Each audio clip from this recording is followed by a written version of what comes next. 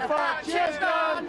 We're having a party, no Thatcher's done. Build a bonfire, put Maggie on the top, put Cameron in the middle, and we'll burn. In 2013, the people of Goldthorpe, a former mining village in South Yorkshire, burned an effigy of Margaret Thatcher. To some it was disgraceful, but to many here and throughout the country it was a release, a reckoning, a fire 30 years in the making. This is not just a story about one town, but the story of Yorkshire, a story of loss, resistance, and a legacy that still burns. In 1980, over 237,000 people were employed in Britain's coal industry. It was hard, dangerous work, but it brought pride, purpose, and a powerful sense of unity. In Yorkshire, coal mining wasn't just a job, it was a way of life passed down through generations. The mine supported entire communities, funding leisure centres, social clubs, brass bands and football teams. The centre cost some £120,000 to build. It was provided by the Coal Industry Social Welfare Organisation, and the miners and their families from Bilston Glen and other surrounding collieries make full use of it. Life revolved around the pithead, the union hall and the local. Community spirit was extremely strong and centred around the mine. By the early 1980s, coal miners had every reason to feel confident. In 1972 and again in 1974, national strikes had brought the country to a standstill. The 1974 strike, backed by 81% of miners in a national ballot, helped topple a government. These victories proved that when miners stood together, they could win, and win big. Confidence was high. In Yorkshire, a £400 million investment was underway. The Selby Coal Complex, the most advanced mining development in Europe. 5 new pitheads were opening, with 4,000 new jobs promised. In 1982, a Yorkshire television documentary predicted a bright future for the region. Officials spoke of over 300 years of coal reserves. New homes were being built and miners were relocating. However, the winds were changing in Westminster. Margaret Thatcher had entered Downing Street in 1979, determined to reshape the country. She was committed to cutting public spending, crushing the unions and defeating inflation, even if it meant mass unemployment. In her memoir, The Downing Street Years, Thatcher didn't even attempt to mask her hatred for the miners, declaring, "By the 1970s, the coal mining industry had come to symbolise everything that was wrong with Britain." The National Coal Board, the government body in charge of Britain's coal industry, officially claimed it was planning to close 20 pits, with an expected loss of around 20,000 jobs. But secret cabinet papers released 30 years later told a different story. The real plan was to shut down 75. The stage was set for confrontation. March 1984 marked the beginning of open conflict. The first sparks of the strike were lit by 2 major announcements delivered just days apart. At the centre was Ian McGregor, the newly appointed head of the National Coal Board, handpicked by Margaret Thatcher herself. McGregor's mandate was clear: to cut costs, cut jobs and close pits deemed unprofitable. His plan would reduce the coal output by 4 million tonnes and wipe out thousands of jobs for the miners. The backlash was swift. Leading the charge was Arthur Scargill, president of the National Union of Mine Workers. Defiant, uncompromising and unwavering in his message, to Scargill this wasn't just an economic decision, it was a deliberate, calculated attack on the working class. But there is one voice of total unity, and that is opposition to pit closures and the programme put forward by Mr McGregor. And I think we should remember that it was Mr McGregor's statement of his intention to close over 20 pits and to make over 20,000 men redundant that sparked off the present controversy. And when one examines the stewardship of Mr McGregor in the first 6 months, it really is devastating. It's cost the British taxpayers over £500 million so far as a consequence of his bulldozing tactics and attempt to steamroller the mining industry into a pit closure programme. And that's what's causing the dispute and the problem in the mining industry today. The human cost of the government's plans wasn't lost on the public or the press.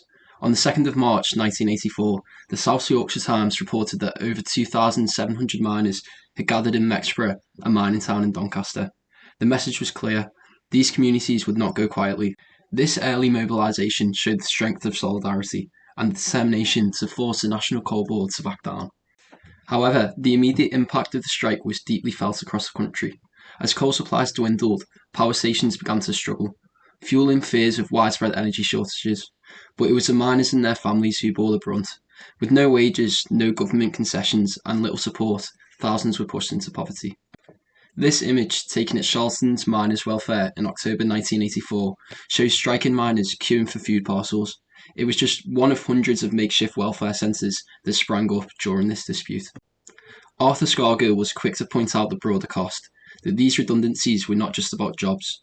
They dismantled communities and threatened the economic backbone of entire regions. Yes, but you can't take an industry and say, well, one unit's cheaper than another, so we close one down.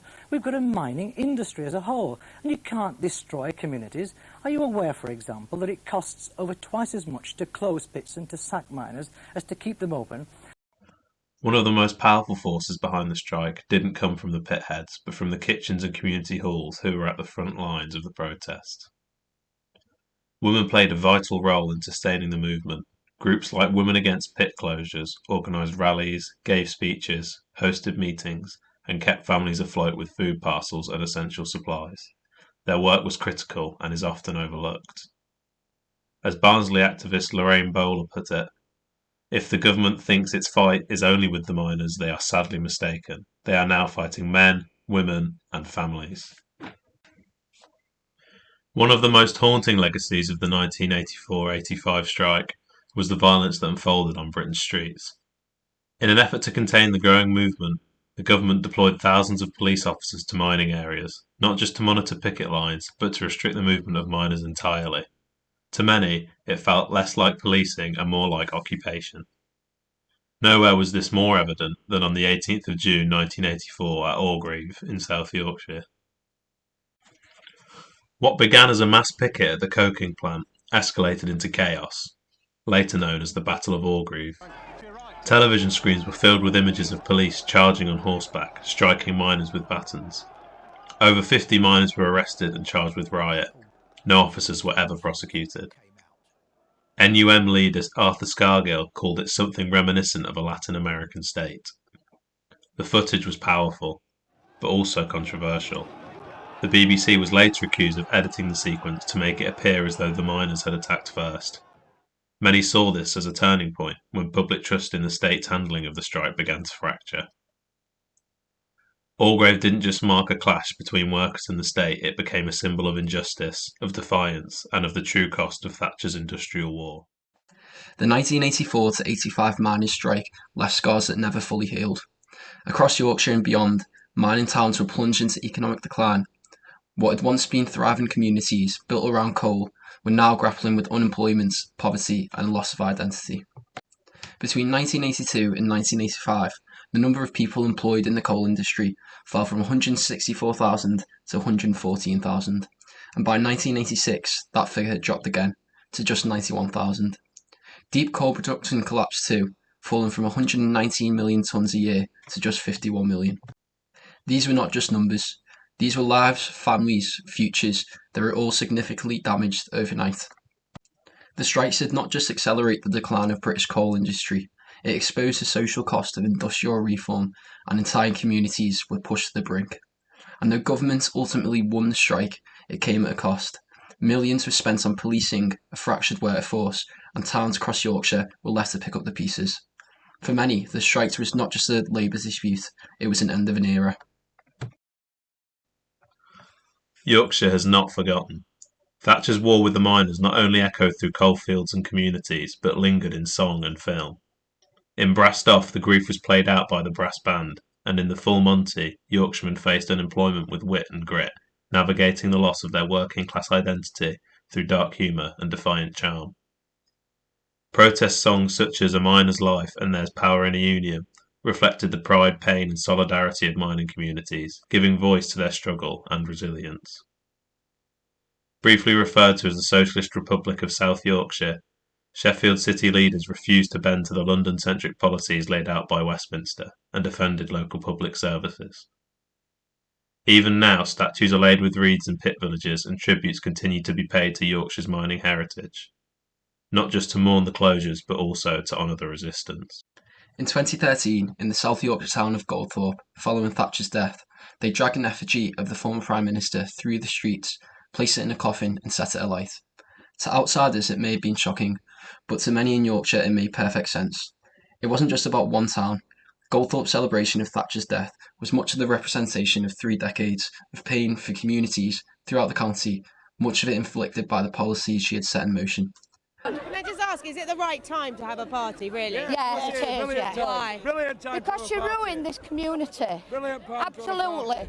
Ruin the community, ruin families, people's lives. Do you think it's tasteful to have this today? I'd normally say no, but for what she's done to these communities and a lot of the north. Yorkshire lost its pits, but it never lost its pride.